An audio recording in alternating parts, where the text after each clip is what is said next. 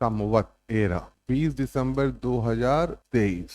आप ये तो कोई बता सकता है कि ये जो डेट है ये किस कैलेंडर के आधार पर है? क्या नाम है? हम लोग जो कैलेंडर यूज करते हैं, वेरी गुड, यह है ग्रेगोरियन कैलेंडर। और ये जो ग्रेगोरियन कैलेंडर है वो किस संवत के आधार पे है? जहां से जो भी संवत आरंभ होता है वो उस संवत के अनुसार होगा पहला साल, पहला वर्ष।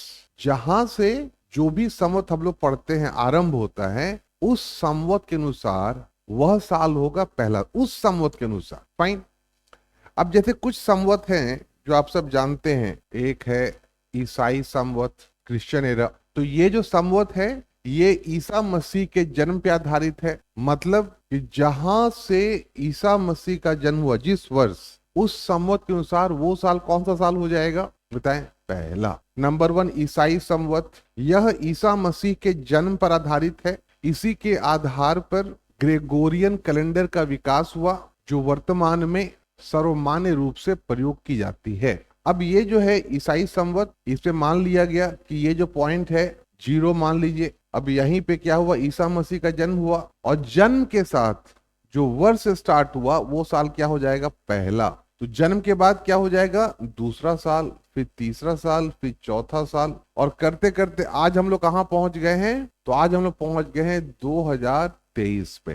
फाइन। तो यदि आप में से कोई पूछे कि ईसा मसीह के जन्म के कितने वर्ष हो गए, तो आप क्या बोलेंगे? सिंपल, 2023 साल हो। क्लियर? तो ये जो समय है, ये समय है, ये ईसा मसीह के जन्म के बाद का समय है, और ये जो समय है ये ईसा मसीह के जन्म के पहले का समय है। क्लियर? इस तरफ ये चीजें +1 आप करते चले जाइए तो हो जाएगा, और इधर आपको क्या करना है? उल्टी गिनती चलेगी। क्योंकि 0 पे एंड होगा तो 0 के ठीक पहले एक साल पहले क्या? -1 होगा। तो यहाँ पे आप लिखेंगे ये भी -1, यहाँ पे -2, फिर -3, मतलब यहाँ पे उल्टा चलेगा।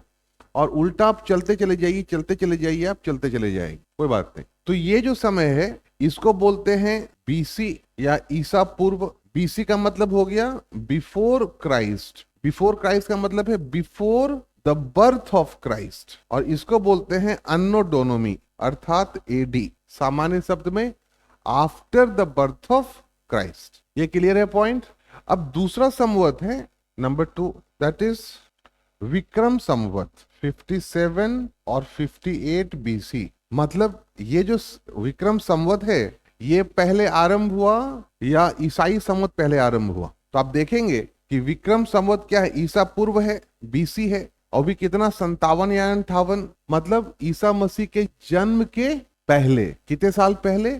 तो 57 या 58 साल पहले। ये 1 2 3 पर जा रहे हैं, मान लो यहाँ पे आ गया तो ये है 57 या 58 बीसी। यहीं पे क्या हो गया? तो यहीं पे विक्रम संवत आरंभ हुआ। फाइन, इधर क्लियर? तो ये ईसा मसीह के जन्म के 57 साल पहले आरंभ हुआ या 58 साल पहले। इसमें लिखिए, जब उज्जैन के एक राजा ने शकों को पराजित किया, ये मध्य एशिया से आए हुए बर्बर लोग थे, उसने विक्रम संवत आरंभ किया। उस राजा की उपाधि विक्रमादित्य थी, परंतु वह चंद्रगुप्त द्वितीय विक्रमादित्य नहीं था। एक्चुअली गुप्त वंश में अब देखते हैं, चंद्रगुप्त प्रथम के बाद समुद्रगुप्त, और समुद्रगुप्त के बाद आता है चंद्रगुप्त द्वितीय विक्रमादित्य। और जो चंद्रगुप्त द्वितीय विक्रमादित्य है उसने भी शकों को पराजित किया था, और वो भी उज्जैन का राजा था।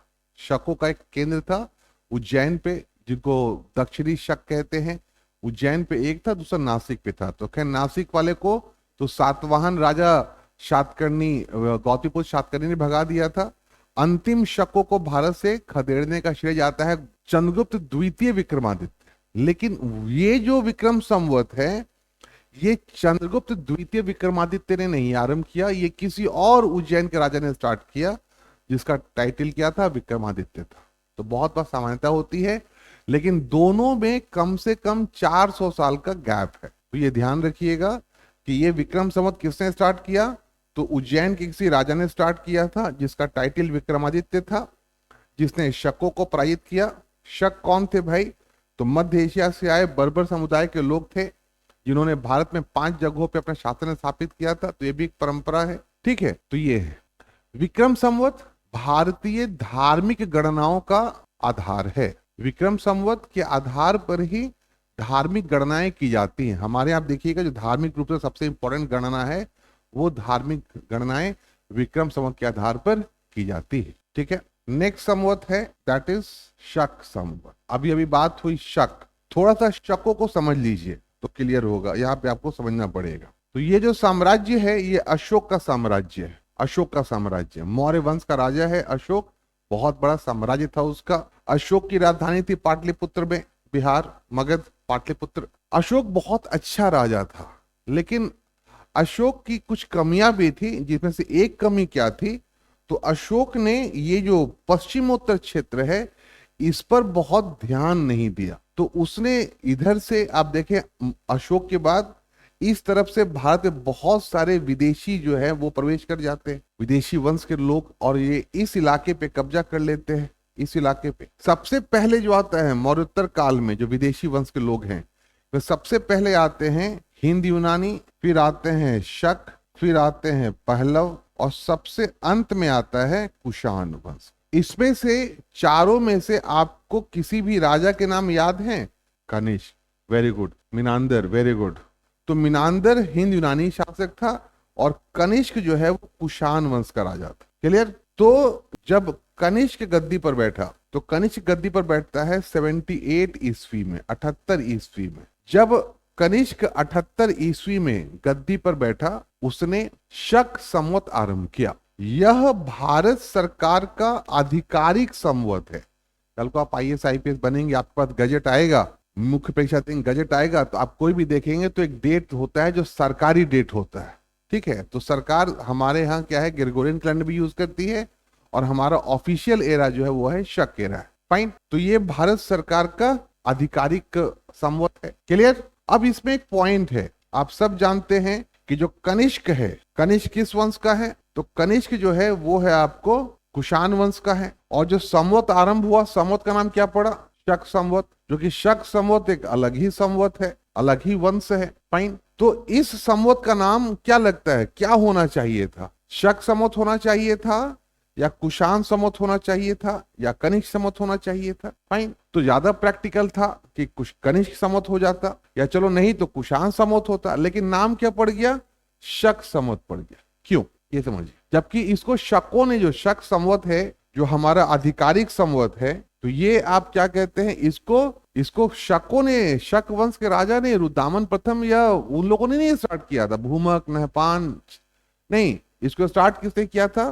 तो इसको स्टार्ट किया था कनिष्क ने, स्टार्ट किया कनिष्क। तो फिर इसको क्यों कहते हैं भैया शक संवत? तो उसका रीजन है, समझिए क्या, ध्यान से। तो कुषाण वंश के खत्म होने के बाद भी जो शक वंश है वो अलग अलग क्षेत्रों में गुप्त काल तक बना रहता है। अंतिम रूप से शकों को चंद्रगुप्त द्वितीय विक्रमादित्य ने खत्म किया। फाइन, तो ये जो शक वंश के लोग हैं, जो कुषाण वंश खत्म हो गया, कनिष्क खत्म हो गया, लेकिन ये अलग, जैसे उज्जैन पे शासन कर रहे थे, नासिक पे शासन कर रहे थे, मथुरा के क्षेत्र पे कुछ कुछ जगहों पर थे, तो ये लोग बने हुए थे। फाइन, तो ये शक वंश के शासक अपने अपने अभिलेखों में कनिष्क के तिथि के आधार पे अपना डेट लिख रहे थे। तो जब इतिहासकारों ने जो पहले इसको उद्घाटित किया, तो उनको लगा कि चूंकि उनको मिला किसका अभिलेख, तो उनको मिला शकों का अभिलेख। वो तिथि की गणना कहाँ पे की गई थी, तिथि का जो प्रयोग किया गया था तो शकों ने किया था, तो उसके आधार पे कह दिया कि ये जो है ये तो शकों का संवत है, ये शक संवत। उनको पता नहीं था ये किसका है, लेकिन कह दिया शक संवत। बहुत बाद में जाके क्लियर हुआ कि जिसको हम लोग शक संवत कहते हैं 1960s के आसपास,